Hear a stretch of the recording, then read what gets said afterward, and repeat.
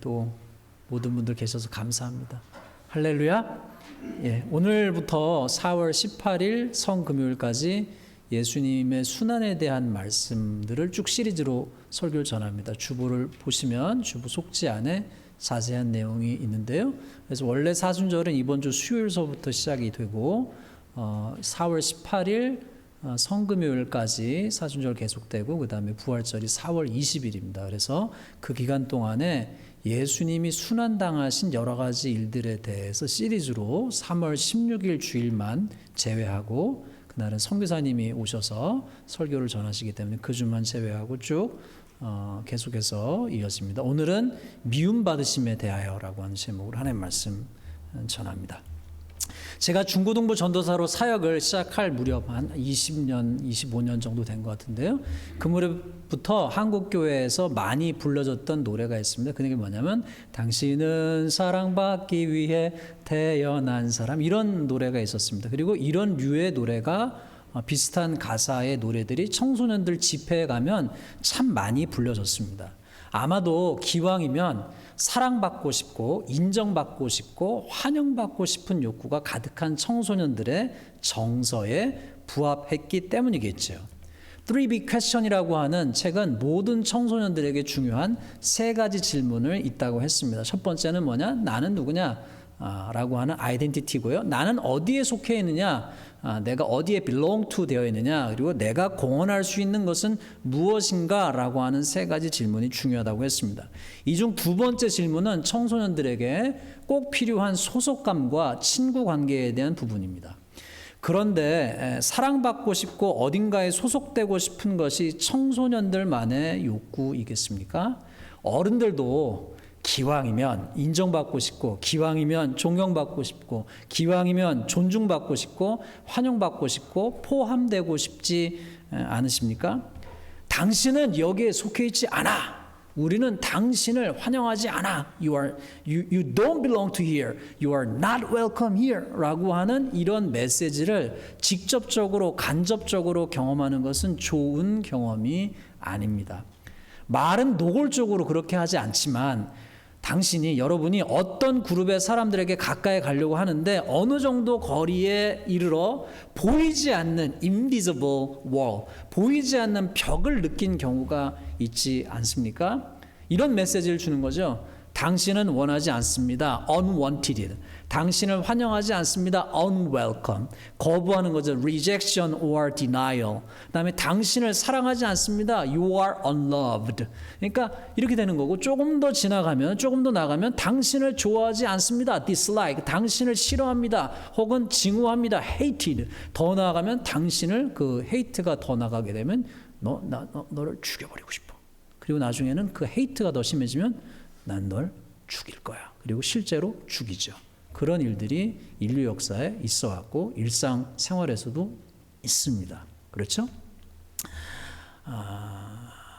사랑받지 못한 인물들, 사람들, 사랑받지 못하고 인정받지 못하고 환영받지 못하고 미움받음으로 고통받는 사람들이 많기에 이런 어린이들 혹은 이런 소설들이 있었겠죠. 미운 오리 새끼, 콩쥐 팥쥐, 신데렐라, 백설공주, 성냥팔이 소녀, 헨젤과 그레텔, 빨간머리 앤, 올리버 트위스트, 제인 에어, 이런 소설들이 있었겠죠. 아이들의 동화가 있었겠죠. 사랑받지 못한 아내, 남편에게 사랑을 받아야 되는데 사랑을 못 받은 아내, 사랑받지 못한 딸, 인정받지 못한 남편, 집에 가면은요, 걔보다 못해요. 인정받지 못한 남편, 아낌받지 못한 며느리, 인정받지 못한 아들. 눈을 조금만 들어서 주위를 살펴보면 누군가 자기의 사연을 마음이 열려서 나누기 시작하면 뒤에 누구를 갖다 붙이던 뒤에 누구를 갖다 붙이던 인정받지 못한 아들, 며느리, 직장인, 상사, 보스, 목사, 장로 뭐를 갖다 붙이던 우리 주변에는 사랑받기보다는 미움을 받아 고통받은 사람들이 많음을 알 수 있습니다. 그런데 일생을 살아가다 보면 어느 순간에는 누군가에게 미움을 받는 일이 혹은 누군가를 미워하는 일이 생길 수 있죠. 혹 어떤 분은 설교를 들으시면서 목사님 무슨 소리예요? 난 지금까지 누구에게도 미움받지 않았습니다 라고 하시는 분이 혹 있으실지라도 여태까지는 없으셔도 앞으로 어느 순간에 누군가에게 미움을 받는 상황과 관계가 생길 수도 있음을 아셔야 하겠습니다. 미움을 받는 것은 괴로운 경험이고요, 아픈 경험이고요, 에너지를 많이 소비시키는 경험이고 상황입니다. 인간이 되셨던 예수님은 어떠하셨을까요? 당신은 사랑받기 위해 태어난 사람이라고 우리는 노래를 부르기를 좋아하는데, 예수님은 일생 동안 사랑을 받으셨을까요? 아니면 미움을 받으셨을까요? 뭔 것 같으세요? 예수님은 사랑을 받으셨을까요? 미움을 받으셨을까요? 인간이 되셔서. 우리는 기왕이면 인정받고 사랑받고 존중받고 환영받고 살고 싶은데, 예수님은 어떻게 사셨을까요? 인간이 되셔서. 우리는 기왕이면 그렇게 살고 싶기에 원수도 최대한 만들지 않으려고 애를 쓰고 남의 호감과 환심을 얻기 위해서 때로는 남의 기분을 좋게 하기 위한 일들을 하곤 하는데, 주님은 어떻게 사셨을까요? 우리는 미움을 받을 때 참 힘든데, 주님은 미움 받으셨을 때 그것을 어떻게 처리하시고 어떻게 이겨내셨을까요? 결론부터 이야기하면, 예수님이 성육신 하시어 유대 땅에 사셨을 때 예수님은 인기가 참 많으셨습니다. 오늘날로 얘기하면 인스타그램 팔로워가 폭발했습니다. 할렐루야. 사람들이 예수님을 너무 좋아했어요. 그러나 동시에 점차 시간이 지나면서 주님은 주님께 악플을 다는 사람이 많아졌습니다. 그리고 시간이 지나서 갑자기 점차적으로 하다가 서든리 수많은 사람들이 인스타그램 용어로 설명하면 예수님을 갑자기 언팔로우 해버린 거예요. 예수님과의 커넥션을 다 끊어버린 겁니다. 왜요? 예수님이 싫어졌기 때문에. 주님은 참 많은 사람들에게 처음 성경을 가만히 보시면 사랑을 받으신 것처럼 보여졌습니다. 그러나 주님의 일생을 가만히 들여다보면 주님은 시작부터 미움을 받으셨습니다. 마태복음 1장 13절은 헤롯 왕이 예수님이 태어나자마자 아기 예수님을 찾아 죽이려고 했다고 증언을 합니다. 그렇죠? 왜요? 자기의 자리를 위협한다고, 예수님이 위협한다고 생각하기 때문에, 그러니까 예수님 찾아서 죽이려고 그랬어요. 어문 애들만 죽었습니다. 예수님은 고향에서도 배척받으시고 고향 사람들이 이유를 잘 모르겠는데 성경 읽어봐도 다 화가 나가지고요, 주님을 낭떠러지까지 끌고 가서 예수님을 밀어가지고 죽이려고 그랬어요. 그런데 시간이 지날수록 그뿐만 아니라 예수님을 미워하는 사람들이 점점 많이 생겼습니다. 예수님께 실망하고 예수님을 싫어하고 미워하고 증오하고 심지어는 죽이고 싶은 마음을 품은 사람들이 생겼고, 끝내는 그들이 다 이유는 달랐지만 한 마음과 한 뜻과 한 통속이 돼서 주님을 죽여버리고 말았습니다. 왜 한때 사람들이 열광했던, 인기 많고 인정받고 사랑받던 예수님은 점차 미움의 대상, 증오의 대상이 된 것일까요? 예수님을 미워하게 된 사람들의 이야기를 좀 들어볼까요, 여러분? 제일 할 말이 많은 사람은 누구일까요? 좀 불러가지고 증언을 좀 세워보십시다. 왜 그렇게 예수님을 미워하겠는지. 서기관들과 바리새인들이 이야기를 좀 하고 싶다고 하네요. 자기소개를 좀 하고 말을 하세요. 안녕하세요. 우리는 서기관들과 바리새인들입니다. 나사렛 예수는 율법을 위해서 헌신했던 우리들을 모욕했습니다. 마태복음 23장에 기록된 것처럼 그는 우리를 저주했습니다. 와 있을진저 외식하는 서기관들과 바리새인들이여, 눈먼 지도자여 인도자여, 어리석은 눈먼 자여 회칠한 무덤이여. 심지어 예수는 우리에게 뱀들아, 독사의 새끼들아 라고 욕까지 했습니다.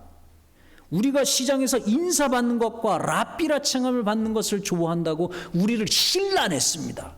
우리가 긍휼과 믿음을 버렸다고 비난했지요. 하루살이는 걸러내고 낙타는 삼킨다고 우리를 돈독 오른 사람처럼 묘사했어요. 그 예수가 우리 안이 더럽다고 보지도 못하면서 비난했습니다. 우리 안에 외식과 불법이 가득하다고 근거 없는 악평을 했어요. 서기관들이 얘기합니다. 우리 서기관들에게는 과부의 가산을 집어삼키고 외식으로 길게 기도한다고 힐난했지요. 바리새인들이 얘기합니다. 우리 바리새인들뿐만 아니라 거의 대부분의 유대인들이 중요시 여기는 안식일을 의도적으로 계속 지키지 않았습니다. 다른 날 병자를 고쳐도 되는데 꼭 보면 안식일에 합디다. 게다가 하나님을 자기 친아버지라고 하고 하나님과 자기가 하나래요. 글쎄, 말이 되는 소리를 내야지 말이. 여기 한 바리새인이 특별히 이야기하고 싶다고 합니다. 내가 이런 얘기까지 안 하려고 했는데 난 예수를 내 집에 초대까지 했어요. 내가 내 집에 인바이트 했다고. 밥 같이 먹자고. 그런데 초대한 손님인 나를 남의 집도 아니고 내 집에서 이렇게 모욕했어요. 내 동료까지 싸잡아서 말입니다. 예수가 이렇게 얘기했어요. 너희 바리새인은 지금 잔과 대접의 겉은 깨끗하나 너희 속에는 탐욕과 악독이 가득하도다. 게다가 우리의 등 뒤에서 이렇게 우리의 명성을 깎아내린 겁니다. 바리새인들의 누룩 곧 외식을 주의하라. 이 예수 그 인간 믿지 못할 인간입니다. 기본 예절이 없어요. 예절이. 밥 먹고 나를 욕해요. 내 면전에서. 여기 또 사두개인들이 말하고 싶다고 하네요. 저희는 사두개인들입니다. 저희는 부활이 없다고 믿습니다. 근데 말입니다. 이 예수가 우리를 논쟁으로 디베이트로 우리를 칙 이겨버리고 우리에게 굴욕감을 선사했어요. 그가 논리로는 우리를 이겼을지라도 우리는 사람들 앞에서 창피함을 겪어야 했습니다. 우리는 그가 싫습니다. 또 다른 이들도 말하고 싶다고 하네요. 우리는 성전에 돈을 바꾸어 주는 사람들이에요. 생각 좀 해보세요. 사람들이 멀리 시골에서 수도 예루살렘까지 짐승을 끌고 오려면 얼마나 힘들어요. 그러니 우리가 성전에서 제사를 쉽게 편하게 드릴 수 있도록 환전을 해주고 돈을 받고 교환을 해주는 건데, 제물을 드리도록. 글쎄 그 예수가 우리 상을 다 엎어버렸다니까요. 스몰 비즈니스를 도와주지는 못할 망정 이렇게 서민 상인들을 괴롭히면 되겠어요? 또 다른 사람들이 얘기해요. 저희들도 할 말이 있어요. 저희는 대제사장들과 백성의 장로들입니다. 성전은 우리 관할구역인데 그 예수가 와서 우리의 권위를 존중하지 않고 우리의 프로퍼티에 대한 매니지 권한을 존중하지 않는 겁니다. 버스킹 음악을 길거리에서 연주하려고 해도 시의 허가를 받아야 하는데 자기 마음대로 와서 대중집회를 하는 거예요. 규율 위반입니다. 게다가 우리에게 악담을 퍼부었어요. 세리와 창녀들이 우리보다 먼저 하나님 나라에 간다는 거예요. 글쎄 더하여 우리는 하나님의 나라를 빼앗기고 그런 인간들이 하나님의 나라를 받는다는 거예요. 그리고 심지어 이런 말까지 했어요. 우리를 가루로 만들어 흩어버리겠다고 했어요. 이거는 모욕이에요. 모욕. 마지막 증인들의 그룹이 있네요. 요한복음 8장에 보면 우리가 나옵니다.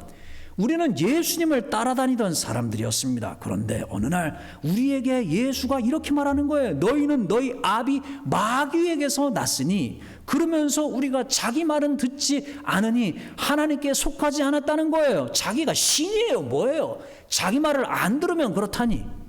결국에는 자기와 하나님이 하나라고 미친 소리를 하는 거 아닙니까? 그건 신성모독이에요. 신성모독. 그건 이단 중에 이단이에요. 한 그룹이 더 있네요. 이들은 너무 수가 많습니다. 우리는 대중입니다. 우리는 나사렛 예수에게 여러 기대를 가지고 있었어요. 물론 그는 우리 중 어떤 이들에나 그들의 가족들이 병을 고쳐주기도 했습니다. 그가 페스티벌 같은 것을 해서 한 끼 얻어먹기도 했습니다. 그 오병이어 있잖아요. 오병이요. 그런데 우리는 그에게 좀 더 큰 것을 기대했어요. 우리 민족의 해방, 경제 문제 해결, 국권의 회복, 강력한 지도자. 그런데 그는 결국 우리의 기대를 저버렸어요. 한때 우리는 그에게 열광했지만 끝에는 그는 처절하게 나약한 모습을 보여주었지요. 그는 우리의 기대를 무참하게 만들었습니다. 그래서 우리는 그런 무능하고 이제는 무익한 사람, 무력한 사람은 필요 없다고 외쳤지요. 좀 선동된 것은 사실이지만 어쨌든 우리는 그를 십자가에 못 박으라고 외쳤지요. 그것은 그의 잘못입니다. 괜히 지도자처럼 보이고 메시아처럼 스스로를 포장해서 우리를 속인 것이지요. 사랑하는 성도 여러분, 지금까지 그들의 말을 들어보니 좀 일리 있는 것처럼 들리지 않나요? 이들은 다 이해관계가 다르고 사상이나 입장이 달랐지만 결국에는 예수님을 싫어하고 미워하고 증오하고 결국에는 예수님을 죽이는데 힘을 다 보탰습니다. 예수님은 미움받으실 일을 왜 자초하신 걸까요? 그들의 증언들이 정당할까요? 왜 예수님은 가만히 계시면 중간이라도 가는데 왜 그렇게 적들을 많이 만드신 걸까요? 그렇잖아요. 제 말이 맞죠? 가만히 있으면 중간은 가졌을 텐데 성경을 가만히 보면 예수님이 스스로 적들을 막 만들어내시는 것처럼 보이지 않습니까? 주님이 미움받으신 본질적인 이유는 무엇일까요? 자, 이제 예수님의 이야기와 성경의 증언들, 특별히 요한의 증언을 들어보십시다. 표면적으로 그들의 말을 들으면 그들의 말이 옳은 듯 들립니다. 그런데 예수님이 미움을 받으신 본질적인 이유를 이렇게 말씀하세요. 세상이 너희를 미워하지 아니하되 나를 미워하나니 이는 내가 세상의 일들을 악하다고 증언함이라. 다시 읽어드릴게요. 세상이 너희를 미워하지 아니하되 예수인 나를 미워하나니 이는 내가 예수님이 세상의 일들을 악하다고 증언함이라. 예수님은 제사장, 율법사, 서기관, 바리새인, 사두개인, 장로들, 유대인들이 자신을 미워하신 이후에 가장 깊은 곳에는, 다른 얘기들 많이 하지만 가장 깊은 곳에는 바로 주님께서 삶으로 말씀으로 그들의 하는 일들이 악하다고 증언하셨기 때문이라고 하신 것이죠. 요한은 예수님의 똑같은 말씀을 이렇게 표현했어요. 요한복음 3장 19절. 그 정죄는 이것이니 곧 빛이 세상에 왔으되 사람들이 자기 행위가 악함으로 빛보다 어두움을 더 사랑한 것이니라. 악을 행하는 자마다 빛을 미워하여 빛으로 오지 아니하나니 이는 그 행위가 드러날까 하며 진리를 따르는 자는 빛으로 오나니 이는 그 행위가 하나님 안에서 행한 것임을 나타내려 함이라 하시니라. 이게 무슨 말인가요? 달리 말해서 빛이신 주님이 그들에게 가까이 가시니 그들은 자신들의 어두움이 드러나니 주님으로부터 멀어진 것이고 오히려 자꾸 그 어두움을 드러내니까 그 빛을 꺼트려 버리기로 작정한 것이죠. 그러면 여기서 우리가 생각해야 될 대목이 있습니다.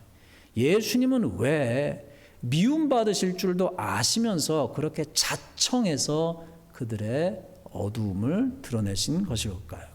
바로 좀 전에 성경 구절 앞 구절이 답을 줍니다. 똑같은 말씀 요한복음 3장 바로 그 같은 장 16절 잘 아시는 말씀이죠. 하나님이 세상을 이처럼 사랑하사 독생자를 주셨으니 이는 그를 믿는 자마다 뭐라고 하죠? 멸망치 않고 영생을 얻게 하려 하십니다. 가만히 내버려 두면 멸망합니다. 근데 예수님이 오셔서 그들이 멸망하기를 원치 않으시기 때문에 에스겔서를 보시면 집사님 잠깐만요. 성경 원고에 없어요. 에스겔서에 보시면 악인이 죽기를 원하지 아니하시고 악인이 회개하고 구원 얻기를 원하시는 분이 하나님이세요. 할렐루야. 잠깐 이게 무슨 말씀인지 집사님 잠시만요. 스탑하세요. 거기서 기다려주세요. 무슨 말인지 설명을 잠깐 드릴게요. 우리는 세상의 악인을 보면 야 저런 인간은 히틀러 같은 인간은 지옥에 떨어져야 마땅해. 우리 이렇게 생각합니다.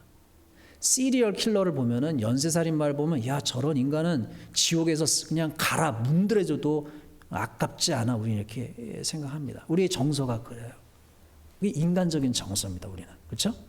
그런데 그러한 악인을 보시고 하나님은 끝까지 어떻게 되길 원하시냐? 악인이 회개하고 구원받길 원하세요. 다시 말씀드릴게요.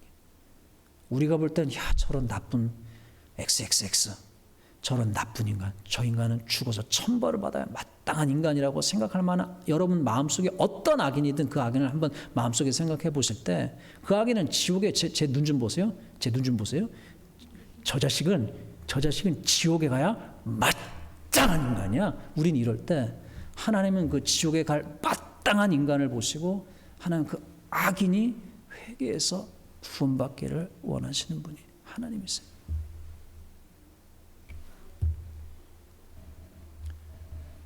사람과 같지 아니하시고 해를 선인과 악인에게 비춰주시는 하나님. 다시 말씀드릴게요. 하나님이 세상을 이처럼 사랑하사 독생자를 주셨으니 이는 그를 믿는 자마다 멸망치 않고 영생을 얻게 하려 하십니다. 17절 하나님 집중 넘어가시면 됩니다. 하나님이 그 아들을 세상에 보내신 것은 세상을 심판하려 하심이 아니요 그로 말미암아 세상이 구원을 받게 하려 하십니다. 하나님은 심판하려고 오신 것이 아니라 예수님은 어떻게 해요? 구원하려고 오셨다고요. 세상의 죄를 드러내신 주님의 마음 가장 깊은 곳에는 증오나 미움이 아닌 더 큰 사랑과 용서와 긍휼이 있었던 것이죠.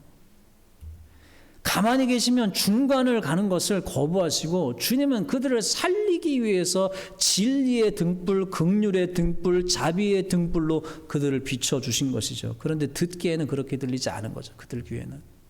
자, 그러면 예수님은 예수님을 향한 사람들의 애정이 미움과 증오로 오르락 내리락하고 마침내는 주님을 증오하고 미워하는 사람들에 둘러싸여서 너무나 힘든 미움받으심의 시간을 보내셨는데 어떻게 견디셨을까요? 여러분, 예수님의 일생을 생각해 보세요. 진짜 미움 지긋지긋하게 받으셨습니다. 도와주셨던 사람들, 병 고침받아 떡 먹었던 사람들 다 배신하고 제자들 다 도망가고 천상천하의 유아 독존으로 좋은 유아 독존이 아니라 사람들에게 둘러싸여서 Crucify him, crucify him, crucify him. 저기를 다 가지고 십자가에 못 박아라, 십자가에 못 박아라, 죽여라, 죽여라, 죽여라. 사람들이 다 미쳐서 그렇게 했을 때 예수님은 어떻게 그 모든 시간들을 미움받으시면서 견디셨던 것일까요? 그리고 왜 견디신 것일까요? 성경을 보면 예수님은 사람들의 속을 아셨다 하셨습니다. 사람들의 마음이 흔들리는 갈대처럼 너무 쉽게 변할 수 있음을 아셨습니다. 다른 사람들의 인정이라는 것도 사람들의 사랑이라는 것도 친구 간의 신이라는 것도 언제든지 쉽게 바뀔 수 있는 것, 변화무쌍한 것임을 아셨죠. 그래서 주님은 사람들의 인정에 기대지 아니하셨습니다. 예수님은 본인이 곧 고난받고 버림받고 십자가에 못 박혀 죽으실 순환을 예고하신 마태복음 16장을 보시면 16장 바로 다음에 17장인데 17장에 무슨 내용이었느냐? 오늘 왜 흰색이냐면 변모주일이죠. 트랜스포메이션 썬데이예요. 예수님의 변화산 상에 가셔서 하나님을 만나. 잘 들어보세요. 중요해요. 마태복음 16장에 주는 그리스도요 집사님 잠시만요. 주는 그리스도요 살아계신 하나님의 아들입니다라고 고백하자마자 무슨 얘기를 하셨느냐? 이제 장차 내가 사람들에게 버림받고 고난받고 십자가에서 죽임받고 부활할 것이다라고 하니까 제자들이 안 돼 베드로가 그랬죠. 예수님이 처음으로 순환 예고를 하신 다음에 제자들의 마음이 무거웠는데 예수님이라고 왜 안 그러셨겠어요? 그런데 바로 그 다음에 어디로 가시느냐? 변화산으로 올라가셔서 17장에 그래서 오늘 하얀색 가운을 입은 거예요. 하얀색 잔으로 바뀐 거고요. 근데 그 변화산에 가셔서 뭘 하셨느냐? 이제 순환이 시작되는데 순환을 이제 내리막길만 가시는 건데 그 내리막길을 견디실 수 있는 힘이 필요한데 어떤 힘을 얻으셨느냐? 하늘에서 하나님의 음성이 들려오죠. 뭐라고 그랬어요? 이는 내 사랑하는 아들이요 내 기뻐하는 자니라. 여러분 이게 무슨 의미가 있냐? 세상은 이렇게 얘기하는 거예요. 집사님 잠시만요. 넌 메시아가 아니야. 넌 쓸모없어. 넌 인기 없어. 넌 죽어야 돼. 넌 사랑받지 못해. 넌 배신받을 거야. 그런 메시지가 계속 메시지와 체험이 계속 이제 going down, going down, going down, going down 이렇게 되는데 그거를 이기실 수 있는 힘이 어디 있었느냐? 이는 내 사랑하는 아들이요 내 기뻐하는 자니라. 온 세상 다 날 버려도 주 예수 안 버려 하는 것처럼 온 세상 다 날 버려도 하나님 나 안 버리셔. 시간과 상황과 여론과 분위기에 따라 시시각각 달라지는 사람들의 인정과 사랑에 본인의 마음을 의지하시는 대신에 영원토록 변하지 않는 하나님의 사랑과 인정에 그분을 맡기신 것 아니었겠습니까? 그리고 그 선언, 그 사랑, 그 인정을 마음에 깊이 새기고 그 모든 무시, 미움, 불인정을 이겨내신 것이 아닐까요? 그리고 주님은 우리에게 진리를 가르쳐 주시고 우리를 구원하시기 위해 그 모든 미움을 견디어내신 것 아닐까요? 여러분 생각해 보십시다. 주님이 그 십자가에서 우리의 구원을 완성하시는 그 여정에서 주님의 인내심이 끝이 나, 내가 이 미움을, 이 조롱을, 이 무시를 내가 더 이상 못 견디겠다라고 하시면서 십자가를 막 지고 가시다가 십자가를 딱 내팽개 주시고 나 이 조롱과 이 무시, 이 미움, 이 hatred 나는 더 이상 못 참겠다 하셨다면 우리의 운명, 우리가 영원을 보낼 우리의 운명은 이미 정해진 것 아니었겠습니까? 자, 이제 우리에게 말씀을 적용해 보십시다. 먼저 사랑과의 관계에서 적용해 보면 이렇습니다. 첫 번째, 6가지 교훈이 있는데 첫 번째, 하나님의 말씀을 붙잡으십시오. 처절하게 미움을 받아보셨던 주님은 미움받음으로 고통받는 여러분의 마음을 아십니다. 저는 다 몰라요. 어떤 분이 지금 누군가에게 미움받아서 괴롭힘 당해서 괴로운 시간을 보내고 계신지, 혹은 과거에 그런 괴로움이 있으셨는지, 누군가 나를 unwanted, 나를 원하지 않고 abandon 이런 경험이 있으신지 저는 몰라요. 그러나 하나님은 아십니다. 왜요? 미움받아 보셨기 때문에. 온 세상 사람이 여러분을 몰라줘도 주님은 나를 아시지라고 고백하고 전진해 가십시오. 가족이, 지인이, 교인들이, 세상 사람들이 인정해주지 않고 사랑해주지 않아도 따라해 봅시다. 나는 하나님이 사랑하시는 남자분이면 아들이야, 여자분이면 딸이야. 다시 할게요. 나는 하나님이 사랑하시는 아들이야. 예. 여러분은 하나님이 사랑하시는 아들이고 딸인 거예요. 세상 사람들이 여러분을 무시하고 멸시하고 미워하고 어떤 부정적인 메시지를 막 해도 우리 마음에 완전히 비석의 비문처럼 새겨져야 되는 메시지는, 이는 내 사랑하는 아들이요 내 기뻐하는 자라라고 똑같은 메시지를 하나님이 저와 여러분에게 선포해 주신다고요. 왜요?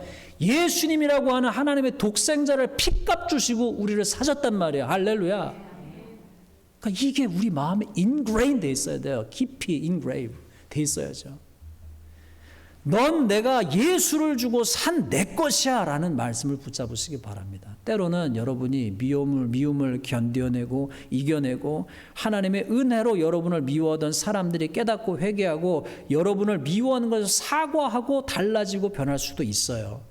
그리스도인을 핍박하던 사울이 변하여 기독교 사도인 바울이 된 것처럼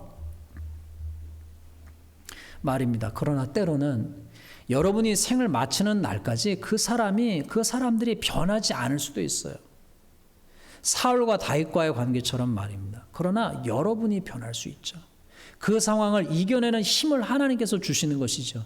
여러분의 관점과 시각이 달라지게 하시고 여러분이 집중하는 것을 달라지게 하시는 거죠. 하나님이 상황을 변화시키거나 여러분의 시각을 변화시키시겠죠. 두 번째, 우리가 미운 짓을 하고 있지 않은지 체크해 봐야 됩니다. 때로는 우리가 뭔가 미운 짓을 하고 있을 수 있어요. 사람과 사람 사이에서 내가 깨닫지 못하지만. 그런데 그때 조심해야 되는 게 좀 객관적으로 파악할 필요가 있습니다. 너무 나 중심도 말고 너무 저 사람 중심도 말고 좀 객관적으로 파악할 필요가 있어요. 내가 틀릴 수 있음을 인정하듯이 내가 뭔가를 잘못하고 있을 수 있습니다. 그것을 깨닫게 된다면 나를 고쳐야죠. 세 번째, 진리 때문에 받는 미움이라면 전진해야 됩니다. 때로 우리는 진리를 위해서 침묵하지 않으셨던 주님처럼 진리를 위해서 서야 할 때가 있습니다. 그리고 그 진리를 위해 섰기 때문에 받는 미움이라면 견뎌내고 전진해야 합니다. 그럴 때는 용기가 필요한 것이죠. 그러나 단 주의할 것은 우리가 사랑 없는 지적질, 자기의에 가득한 비난은 조심해야 돼요. 자, 다시 말씀드려요. 세상에 불의하는 것이 보여요. 저 사람 안에서 불의하는 것이 보여요. 잘못된 것이 보여요. 그런데 우리가 그 사람을 위해 어떤 것을 지적하고 얘기하고 비평할 때에 반드시 그리스도인이 확인해야 되는 것은 내 안에는 다른 들보가 없는가도 확인하셔야 되고 at the same time 내 안에 저 사람의 잘못됐다라고 하는 것을 지적할 때 내 안에 그것이 분노만 있는지, 분노는 있을 수 있어요. 의분도 있으니까. 하지만 의분만 있으면 안 돼요. 의분 밑에 뭐가 있어야 되느냐? 사랑이 있어야 돼요. 할렐루야. 따라서 해봅시다. 사랑이 있어야 됩니다. 더 큰 소리로 사랑이 있어야 됩니다. 여러분, 사랑이 있어야 돼요. 여러분, 뭐 대통령이, 위정자가, 왕이, 국왕이 뭐 누구든 간에 여러분 보실 때 뭐 아빠가, 엄마가, 목사님이, 장로님이 뭐 누구든 간에 뭔가 잘못한 게 보이고 할 때 그 사람이 잘못하는 게 보이고 그 국가가 잘못하는 게 보이고 그 집단이 잘못하는 게 보일 때 우리가 분노만 있으면 안 돼요. 의분만 있으면 안 돼. 그 의분 밑에 뭐가 있어야 되느냐? 사랑이 있어야 돼요. 그레이스가 있어야 돼요. 러브가 있어야 돼요. With justice. 세상의 불의를 위한 목소리를 높일 때 우리의 동기가 증오가 아닌 깊은 동기가 사랑이 되어야 함을 잊지 말아야 하겠습니다. 네 번째, 선을 긋는 사람이 아니라 좋은 의미로 선을 지우는 사람이 돼야 합니다. 예수님은 여러분 이렇게 미움받으셨고 이렇게 비난받으셨습니다. 어찌하여 세리 및 죄인들과 함께 밥을 먹는가? 여러분 예수님 당시 제사장, 사두개인, 바리새인, 율법사 이런 사람들은 계속 선을 긋었어요. 정결 의식으로 선을 긋고 갈라치게 했어요. 그랬다고요. 그 사람들. 저 사람은 더럽고 나는 they are dirty, I'm clean 하면서 이렇게 라인을 긋었어요. 그런데 주님은 바울을 통해서 말씀하셨죠. 남자나 여자나 종이나 자유인이나 헬라인이나 유대인이나 모두가 그리스도 안에서 하나라고. 심지어 당시에 미움받던 그룹 세리나 창녀나 이방인도 하나님 나라 백성임을 그들과 함께 하심으로 한 말만 하신 것이 아니라 함께 하심으로 보여주셨죠. 여러분 세상을 보니까 넌 우리랑 달라. 너는 우리랑 달라. 이거는 우리고 this is our, you are not 이렇게 하는 거죠. 생긴 게 다르고 먹는 게 다르고 냄새가 다르고 지위가 다르고 소득이 다르고 학력이 다르고 인종이 다르고 연령대가 다르고 다 선을 그어요. 그러나 우리는 미움받는 사람들, 선 긋고 배제시킨 사람들을 어떻게 해요? 품고 그리스도 안에서 우리라고 하는 울타리가 나이가 들수록 좁아지면 안 되고요. 우리라고 하는 울타리가 어떻게 돼요? 점점 넓어져야죠. 다섯 번째, 세상에서 하나도 미움받고 있지 않다면 진리를 잘 따라가고 있는가를 점검해야 되겠습니다. 주님이 말씀하신 바와 같이 예수님을 신실하게 따르면 세상이 너희를 미워할 거라고 말씀하셨어요. 그런데 우리가 세상에 아무런 도전도 주고 있지 못하다면 우리가 빛으로 살고 있는가를 점검해 봐야 하겠습니다. 그렇죠? 여섯 번째, 사랑이 식어진 시대에 대한 기도가 필요해요. 이게 우리에게 특별히 필요한 시대인 것 같아요. 여러분 마태복음 24장 10절에서 12절에 이런 말씀이 나와요. 보세요. 그때에 많은 사람이 실족하게 되어 어떻게 해요? 서로 잡아주고 서로 미워하겠으며 11절 거짓 선지자가 많이 일어나 많은 사람을 여기 되어 many false prophets will arise and lead many astray 이렇게 되어 있잖아요. 거짓 선지자가 많이 일어나 많은 사람을 미혹하겠으며 12절 참 가슴 아픈 구절이에요. 불법의 성함으로 어떻게 돼요? 많은 사람의 사랑이 식어지리라. 여러분 이게 딱 미국하고 한국 상황 아니에요 지금? 흑백만 남은 세상, 적과 아군만 남은 세상은 위험해요. 요즘 우리는 사람들을 미혹하는 이들이 많아짐을 봅니다. 선동하는 사람들이 많아요. 단순화시켜가지고 흑 아니면 백, 적 아니면 우리 편. 서로 미워하게 하고 불법에 성하고 많은 사람의 사랑에 식어진 우리 사회를 봅니다. 우리의 국가들 봐요. 미국도 그렇고 한국도 그렇고. 흑백만 남은 세상, 세상을 너무 단순화시킨 세상은 상대방을 어떻게 하느냐? dehumanize 합니다. 비인간화해요. 인류 역사가 증명했잖아요. 그리고 dehumanize enemy를 dehumanize 해버리면요. 저 사람은 쟤는 사람이 아니고 쟤들은 개야. 이렇게 먼저 해요. 이렇게 해요. 군인들 이렇게 시켜요. 쟤들은 우리랑 똑같은 사람이 아니고 저놈들은 개야. 걔는 죽여도 돼. 이렇게 되는 거예요. 디휴머나이즈 하기를 시작하면 악마화하기 시작하면 상대방에 대한 공격, 학살을 서슴지 않은 것이 인류의 역사입니다. 그래서 미국과 한국을 위해서 기도해야 하는 이유이기도 하지요. 자 이제 마지막으로 하나님과 관계에서 적용해 봅시다. 예수님을 첫 번째, 예수님을 냉대하고 있지는 않은가. 여러분 저와 여러분들처럼 교회를 열심히 다니는 우리들은 보통 그렇게 생각하지 않습니다. 우리는 그런데 때때로 점검해 봐야 돼요. 우리가 혹 예수님을 냉대하고 있지는 않은지, 예수님을 문 밖에 두고 서 계시게 하고 있지는 않은지. 여러분 유대인들도 제사를 잘 드리고 율법을 잘 지키고 하나님을 잘 믿는다고 구약시대 때 신약시대 때 생각했어요. 그런데 그들이 어떻게 했느냐, 하나님도 섬기면서 우상도 함께 섬기고 적당히 손도 넘고 하면서 그렇게 보냈어요. 그런데 하나님은 선지자들을 보내셔서 그들이 하나님을 떠났다고 진단 내리셨어요. 여러분 이게 우리는 이 인간들 참 하나님 떠났다 하지만 우리도 그 상황에 가면 똑같이 했을 거예요. 거의 99%가 우리가 뭔 소리냐? 나 지금 하나님 잘 믿고 있는데 뭔 소리냐? 이랬을 거라고요. 유대인들이 그랬던 거예요. 이스라엘 사람들이 그랬던 거예요. 선자들이 와서 당신들이 하나님을 떠났습니다. 뭔 소리 하는 거야? 제사 잘 드리고 있는데, 예배 잘 드리고 있는데. 이랬다고요. 유대인들이 듣기 싫어했어요. 주님이 우리의 심령에 말씀하실 때 우리도 인식하지 못하는 상태에서 취사 선택하고 때로는 반복해서 말씀하시는 주님의 음성을 무시하기도 합니다. 그리고는요, 우리는 어떻게 하느냐? 종종 주님께 복 달라고 합니다. 주님이 내 소원은 다 들어주셔야 돼요. 한국 사람들 잘 쓰는 표현으로 하면, 집사님 원고에 없어? 잘 쓰는 표현하면 하나님 이렇게 말씀하실 수 있죠. 너 뭐 맡겼냐? 그러시겠죠.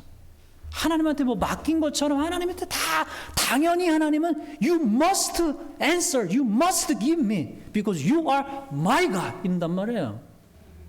그런데 정작 우리는 주님의 소원, 주님의 바람에 별로 관심 없어요. 이기적이지 않아요, 우리가? 내 소원은 주님 다 들어주옵소서 하고 하나님이 내 소원도 좀 들어주지 않을래 하면 못 들었어요. 못 들었어요. 못 들었어요. 말하지 마세요. 못 들었어요. 우리가 그러기가 너무 쉽죠. 우리의 문 밖에 서 계신 주님을 모셔 드리십시다. 주님 문 밖에 그렇게 오래 계시게 해서 잘못했습니다. 주님 어서 들어오십시오라고 하십시다. 두 번째, 하나님께 미운 짓을 하고 있지는 않은가? 반대로 우리는 혹 하나님께 미운 짓을 하고 있지 않은지 깨닫게 해달라고 기도합시다. 하나님이 미워하시는 일들을 하고 있지는 않은지 하나님 알게 하옵소서. 그리고 성령님께 기도합시다. 하나님을 슬프지게 하는 것을 내가 중단할 수 있는 힘을 달라고, 순종할 수 있는 힘을 달라고 기도하십시다. 잠깐